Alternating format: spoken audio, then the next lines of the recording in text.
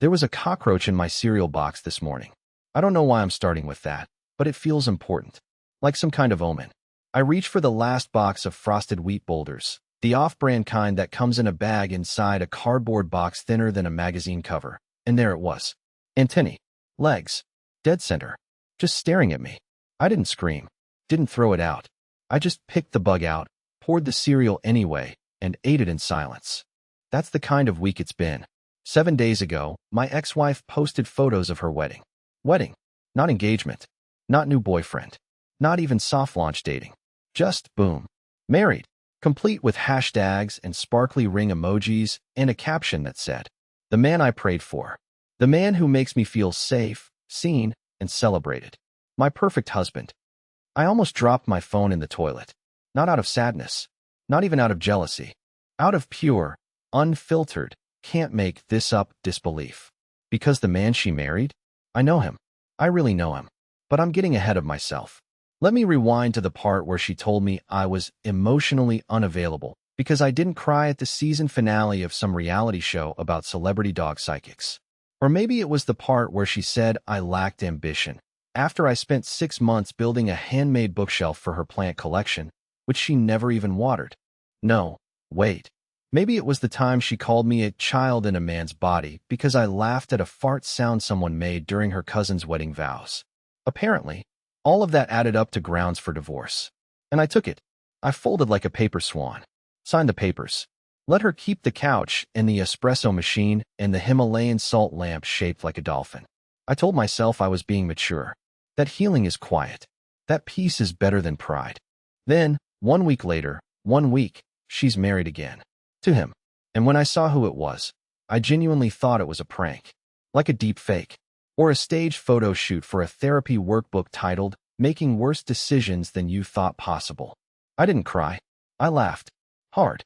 Because if anyone on earth is not a perfect husband, it's this guy. The first time I met Reese Langford. Yes, that's his name. He was wearing mismatched socks, a fedora, and was loudly explaining to the cashier at the gas station why he refuses to pay taxes. That was 4 years ago. He was my neighbor's cousin, crashing on their couch while writing a screenplay about time-traveling frogs who solve crimes. I wish I was joking. I remember thinking, this is the kind of guy who turns a group chat into a hostage situation. Now that same guy, the man who once used my bathroom and forgot to flush twice in a row, is apparently husband material. My ex-wife's forever person. The man she prayed for. I'm not religious, but if she prayed for Reese, I think she might have dialed the wrong spiritual hotline. And here's the part that really makes me question reality. This isn't some new fling she met after our split. No, she knew him.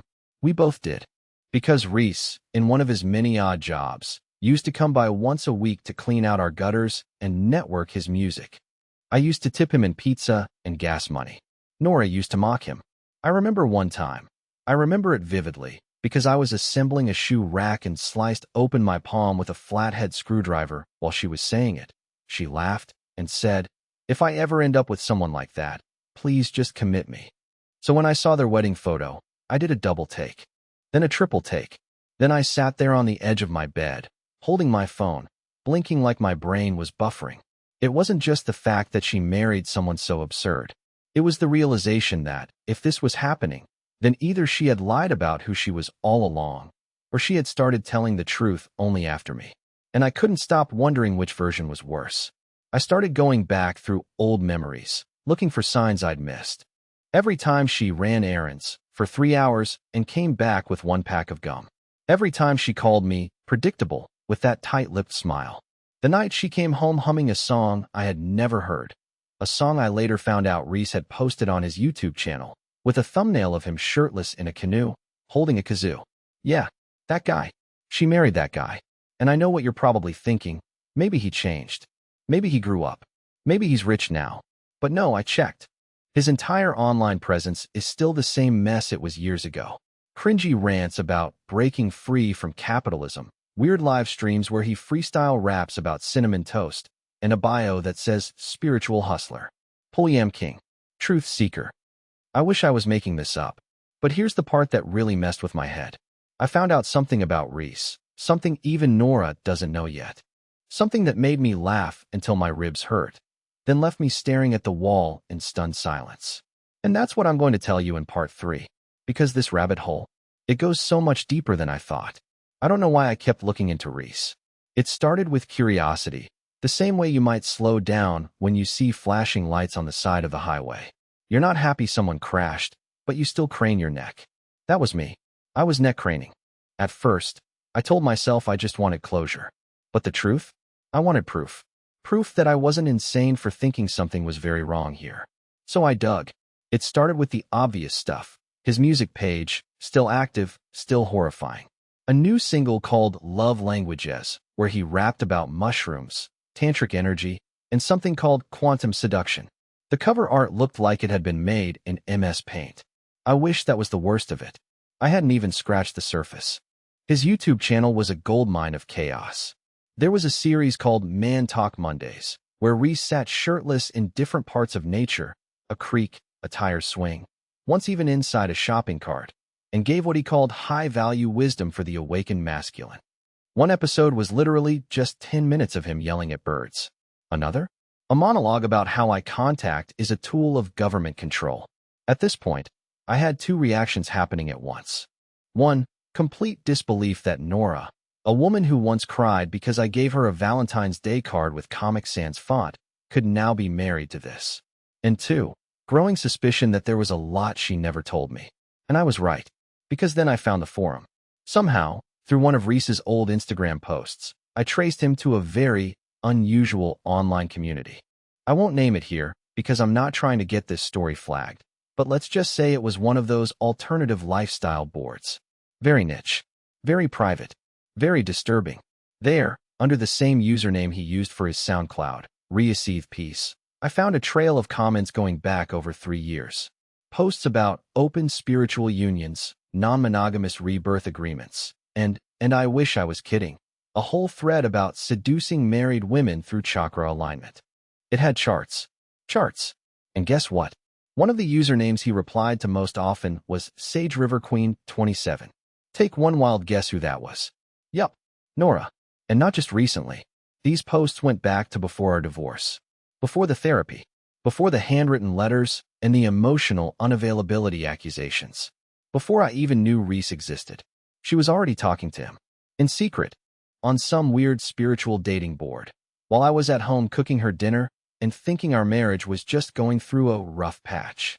She was calling him her mirror soul, while telling me she needed space to grow. And that's when something inside me broke. Not in a dramatic, throw a chair kind of way. It was quieter. Like when you drop a glass and it doesn't shatter, just cracks silently into 100 invisible lines. I sat there in the dark, reading every single word she wrote to him under that stupid username, and I realized I was never in a rough patch. I was just the placeholder until her real journey began. But I wasn't angry. Not yet. Because then I saw the date of the last comment he posted. It was last week, after the wedding. And what he said, it changes everything. The final comment Reese posted was only 6 words. Just 6. But when I read them, I swear my heart dropped straight through the floor and kept going. She has no idea. Not yet. That was it. No context. No emoji. Just a single sentence, buried in a thread titled, "When They Choose You, But You're Not Ready to Be Chosen." It wasn't even a new thread. It had been started a year ago, by him, under the same name, Reaceive Peace. And he just revived it. After marrying my ex-wife. That sentence haunted me. It wasn't angry. It wasn't passionate. It wasn't romantic. It felt strategic, calculated. And it didn't sound like someone in love. It sounded like someone in control. I stared at the screen so long, my eyes burned. I refreshed the page, hoping maybe it would disappear. Maybe it was a glitch. Maybe it wasn't him. But deep down, I knew it was. I recognized the way he phrased things. That strange, faux mystical tone, like everything he said should be followed by bongos and a puff of incense. The thing is, I wasn't even trying to find this stuff. I was just following a thread, like a dog sniffing through trash, hoping to find a bone and uncovering a murder weapon instead. I needed to stop. I knew that. But something about that comment pushed me over the edge. Not in a crazy, revenge-driven way, no. I'm not that guy. I'm more the sit on the floor for 4 hours and question my entire identity kind of guy. So that's what I did. I turned off my lights. I sat cross-legged in my living room, surrounded by half-eaten cereal, empty LaCroix cans, and my laptop's dull glow, and I just unraveled. Why did I care? Why was I even in this mess? Why couldn't I just let her go and let them both spiral into whatever bizarre tantric disaster they were clearly heading toward? And then came the email. Subject line, "Hey stranger," smiley face. I froze. My hands hovered above the keyboard like they weren't mine. It was from Nora. I hadn't heard from her since the divorce was finalized. No calls, no texts, nothing. The last thing she said to me in person was, "I hope we can both find peace." So when I saw her name pop into my inbox, I didn't know whether to scream or delete it or cry or all three. I clicked it. There wasn't much. Just this. "Hey Curtis, I know this is weird, and I probably shouldn't be writing, but I had a dream about you last night. It felt real. You were warning me about something. You were crying. And I woke up with the worst feeling in my chest. I hope you're okay. I'm not trying to cause drama. I just needed to say it." No signature. No take care. Nothing. Just silence after that. I reread it 6 times. Her dream. Me crying. Warning her. She wasn't dramatic like that. She didn't believe in dream meanings. She always rolled her eyes when people talked about energy or vibes until she met Reese. So for her to send that email, it meant something was breaking through. Some small crack in the cult-like trance she seemed to be in. I didn't know whether to answer. I hovered over the reply button for hours. Typed out half a message. Deleted it. Typed again. Closed my laptop. Reopened it. And then I remembered something. Something stupid. Something small. A drawer. In our old kitchen. We used to keep all our random stuff in there. Batteries, old chargers, expired coupons, a pair of sunglasses with only one lens. But at the bottom of it, folded up in a receipt from a Thai restaurant, was a photo. A Polaroid. One I hadn't seen since last year. One that Reese took. I remember because I hated it. I looked weird in it. Uncomfortable. I had chili on my shirt. But Nora loved it. She said it was real. I stood up. I hadn't opened that drawer since she left. Not once. But I was about to. Because I had a gut feeling, that photo, it wasn't just a memory. It was a clue. And what I found inside that drawer nearly made me call the police. The drawer didn't stick the way it used to. That surprised me. I guess after you get divorced, even your furniture stops resisting you. I pulled it open slowly, like peeling off a bandage you forgot was hiding a scar. The air inside smelled faintly of old garlic and lavender floor cleaner. It was darker in there than I remembered. Batteries. Tangles of earbuds. A cracked phone case. The stub of a candle we used during one of our blackout game nights. All still there. All untouched. And then, at the very bottom, right where it always was, the folded Thai restaurant receipt. I picked it up with shaking fingers. I didn't even know why I was scared. It was just a piece of paper. Except it wasn't. The photo was still inside. A Polaroid of the 3 of us. Me, Nora, and Reese. He was in the middle, arms stretched out to take the shot, his grin too wide, his other hand just barely resting on Nora's knee. I remember hating that hand. I said something about it once. She said I was imagining things. But it wasn't the photo that made my knees go weak. It was what was taped behind it. A memory card. Tiny. Black. No label. Just stuck to the back of the photo with a yellowing piece of electrical tape. Not the kind of thing you just accidentally misplace. This was hidden. I stared at it, trying to convince myself it was nothing. Maybe Reese had dropped it. Maybe it was from an old camera. Maybe I'd taped it there and forgotten. But no, I knew better. My fingers were trembling as I carried it to my laptop. I had to dig out an old USB adapter to even read it. It hadn't been used in years. Dust flew when I opened the plastic drawer where we kept old tech. I didn't clean it. I didn't breathe. I just pushed it in, double-clicked, and waited. For folders. All with strange names. The kind of gibberish you might use to hide something you didn't want found. Echo Talk. NV_sync. Res 90. Godlight. I stared at the last one. Godlight. I don't know why, but something about it gave me chills. It felt smug. Like the name of a secret club. Or a sermon. Or worse, a cult. I opened it. Inside was a single file. Start_here. MOV. The loading wheel spun, like the laptop itself was reconsidering this whole decision. Then it played. It was a video, grainy, badly lit, filmed vertically. Looked like it was captured from a phone and transferred carelessly. At first, the angle was off. Someone's legs in cargo pants pacing across a floor I didn't recognize. Then a voice. Reese's voice. So, how much can a person take before they snap? The camera lifted slowly, shakily. Now it was on his face, not the smug, cocky version of him that posted YouTube rants. This version was quieter. Eyes darting. Lips twitching. Too calm. I told her I'd never lie. But I never promised to tell everything, he said. Then he laughed. Not a big laugh. Just a little exhale. Like he was proud of himself. Like he'd gotten away with something. He sat on a futon in what looked like a cabin. A whiteboard hung crooked behind him, with smudged phrases scribbled all over it.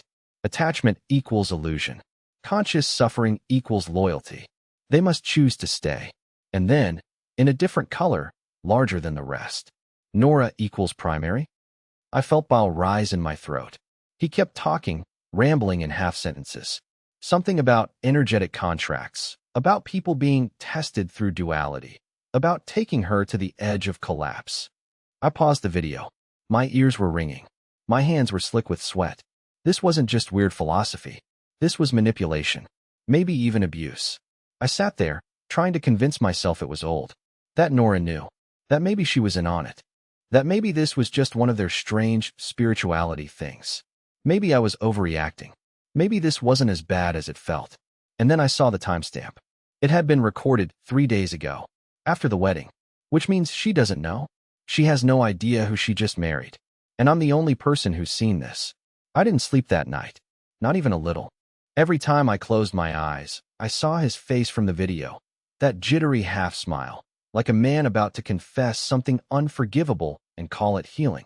I kept playing it back in my head, line by line, phrase by phrase, trying to convince myself I misunderstood. That this was performance art. That this was just Reese being Reese. But it wasn't. This was calculated. This was a man who had been planning. And the worst part was, Nora had no clue. I thought about forwarding the video to her. Just sending it. No explanation, and walking away. Let the evidence speak for itself. But my hand wouldn't move. Something in me, maybe fear, maybe guilt, kept stopping me. What if she didn't believe me? What if she thought I was trying to ruin her new marriage out of spite? What if she had already seen the video and was pretending? Then again, what kind of person marries a man and still calls her ex-husband after having a dream about him crying? At 4:17 a.m., I got in my car. I didn't have a plan. I just needed to move. I threw on sweatpants, grabbed the memory card, and drove. I didn't even know where I was going until I realized I was halfway across town, parked in front of Brendan's house. Brendan is my oldest friend. We haven't spoken in almost a year. He was in our wedding, took Nora's side during the split, called me passive-aggressive and emotionally infantile. He wasn't wrong. But I figured if anyone could tell me if I was imagining this, if this was just my leftover hurt creating conspiracies, it would be him. I rang the bell. Twice. Then 3 times. It was still dark out. When he opened the door, shirtless and groggy, he didn't say anything. Just looked at me like he was waiting for me to fall apart. I didn't. I just held out the memory card and said, "Please, watch this." He didn't invite me in. He just took the card, nodded once, and disappeared inside. I waited on the porch. 15 minutes. Then 20. At minute 30, he came back out, pale and silent. "Where did you get this?" he asked. I told him. Everything. The drawer. The photo. The forum. The video. Her email. All of it. He sat down next to me, rubbed his hands over his face like he was trying to wipe the memory from his brain. "This isn't some guru shtick," he said finally. "This guy, Curtis, this guy is dangerous." I wanted to cry. Not because I was afraid. Because someone finally said it out loud. Brendan told me he recognized Reese, not just from my stories or the wedding photos, but from somewhere else. A few years back, Brendan worked at a wellness center outside Portland. Retreats, seminars, workshops. Reese had come through. Under a different name. Different beard. Same eyes. He got kicked out after a guest accused him of coercion. But it never went public. No charges were filed. The retreat wanted to avoid scandal. Brendan said he remembered the name on the report, Langston Reeve.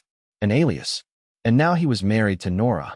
With a new name, a new identity, and clearly, a new plan. I drove home numb. For the first time since the divorce, I didn't feel pathetic. I didn't feel rejected. I felt responsible. I knew something she didn't. And maybe I owed it to her to speak up. Not because I wanted her back. Not because I missed our stupid inside jokes or the way she used to steal my hoodies or hum in the kitchen when she thought no one was listening. No, because I'd seen a side of Reese that she hadn't yet. But before I could write her back, I got a text. Unknown number. No name. No punctuation. You need to stop digging. That's all it said. My blood turned to ice. I checked the number. Burner. Unlisted. Gone when I tried to reply. I closed my laptop. I drew the blinds. And for the first time in this entire nightmare, I wondered if I was in actual danger. I stopped leaving the house for 2 days after the text. I'd like to say I was being cautious, but really, I was terrified. The kind of terror you don't admit out loud. The kind that sinks into your bones and whispers, "You're not safe anymore." I kept the lights off. I unplugged my Alexa. I put a piece of duct tape over my laptop camera, even though it made me feel like a conspiracy nut. I didn't shower. I barely ate. I just watched. From the living room window. From the peephole in the door. From the small slit in the blinds I could lift without being seen. I knew it sounded crazy. I also knew what I saw. The first time, it was a white sedan idling across the street at 3:12 a.m., engine running, lights off. Stayed for 9 minutes. Drove off slow. Too slow. The next night, I heard tapping on my kitchen window. Not loud. Just 3 soft taps. Tap. Tap. Tap. When I turned on the light, nothing. No one there. But when I stepped outside, someone had stuck a flyer under my windshield wiper. Just a local yoga studio ad. But when I flipped it over, something was scribbled on the back in smudged pencil. The ones who wake up get burned. I don't know what scared me more, the message or the fact that someone got that close to me without me knowing. This wasn't paranoia anymore. This was real. I called Brendan. Told him everything. He begged me to go to the police. But what was I supposed to say? Hi. Yeah, someone married my ex-wife under a fake name and might be brainwashing her, and now I'm being stalked by his imaginary cult while hiding behind my couch with a baseball bat. They'd sedate me before I finished the sentence. Still, I knew I couldn't stay frozen forever. So I wrote to Nora. I kept it simple. Nora, I know you might hate me, but I need you to see something.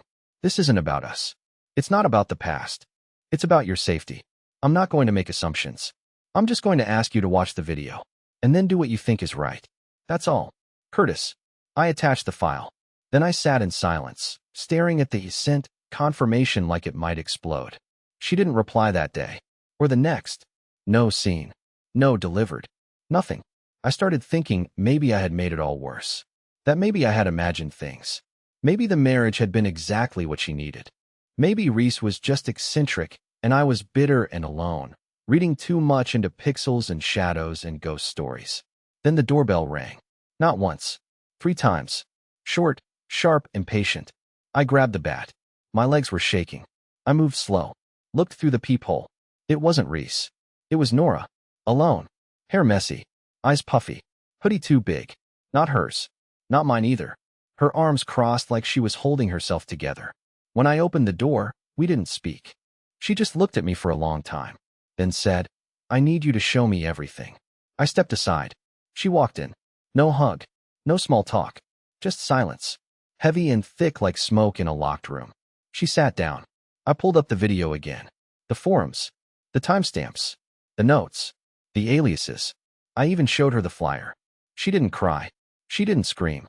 She just sat there, staring at the screen, blinking slowly, like someone watching their entire reality glitch. When it ended, she asked one question. How long do you think he's been planning this? Not, is it true? Not, why didn't you tell me earlier? Not, how dare you? Just that. How long? It hit me like a punch to the chest. She already knew something was wrong. She just hadn't let herself look at it. Until now. And that's when she told me about the property. Not the cabin in the video, another place. Somewhere in the woods. A few hours out. Where Reese had been going to reflect. Where she was never invited. Where cell service dropped off and time got weird, and he always came back more intense, more tired, more convinced she was meant to evolve. I think there's more, she whispered. I think there's a lot more. We stared at each other. 2 people who used to be in love. Now trapped in something far bigger than divorce. And the next thing she said made my blood turn cold. I think we need to go there. We left just after dawn. No words. Just packed backpacks, burner phones, flashlights, and 2 travel mugs of gas station coffee that tasted like burned fear. Nora drove. I navigated. The road out of town twisted like a question no one wanted answered. The trees got taller. The signal bars disappeared. At one point we both looked down at our phones and saw the same thing. No service. Reese had called this place the Quiet. We parked where the gravel ended. Beyond it was a rusted metal gate chained shut, with a broken sign that once said private property, but now just read prope. Nora knew the code to the lock. That rattled me more than I'll admit. The path curved inward, deeper into the trees. It wasn't a cabin. It was bigger than that. A single-story building built low into the ground, like it was trying to hide. Windows blacked out. A solar panel array leaning sideways. Wind chimes made of bones. Real ones, I think, hanging from the eaves. Inside was quiet. Dust in the air. A smell like burnt sage and something sweet rotting. Then the door creaked, and we both froze. But it wasn't Reese. It was a woman. Late 30s. Blonde streaks in her hair. Pale. Eyes tired. She looked at Nora, then at me, and said, "You shouldn't be here." Nora stepped forward. "He's not here, is he?" The woman didn't answer at first. Just moved aside. "Let us in." There were no other people. No candles or shrines. Just journals. Dozens of them. Stacked in piles. Some scribbled, others completely blank. Nora started flipping through one. Then another. Her breath caught. I looked over her shoulder. They were written by other women. All of them. Stories. Confessions. Emotional spirals. Some talked about Reese directly. Others hinted at him in metaphor. The one who opens, the one who breaks. There were dates. Ranges. Many overlapped. None were later than 2 weeks ago. He'd left them all behind. And Nora? She had almost been one of them. I don't remember how long we stayed. Hours maybe. We gathered what we could. Snapped photos. Took 3 journals. Then we walked out, locking the gate behind us. We never saw Reese. And maybe that was a blessing. Back in town, Nora gave a full statement. To the police, to a lawyer, even to a local journalist who had quietly tracked similar cases. It turned out Reese, or Langston, or whatever his real name was, had skipped town. Disappeared. But for the first time, he left behind enough evidence that it couldn't be buried. Not this time. And Nora? She moved in with her sister for a while.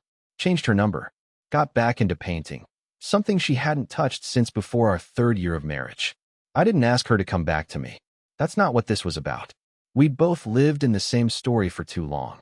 It was time to write new ones. A few weeks later, she texted me a photo. One of her paintings. Abstract. Bright. Layers of light bleeding through shadow. She didn't explain it. She didn't have to. I smiled. For real this time. And I finally threw out the broken raccoon mug.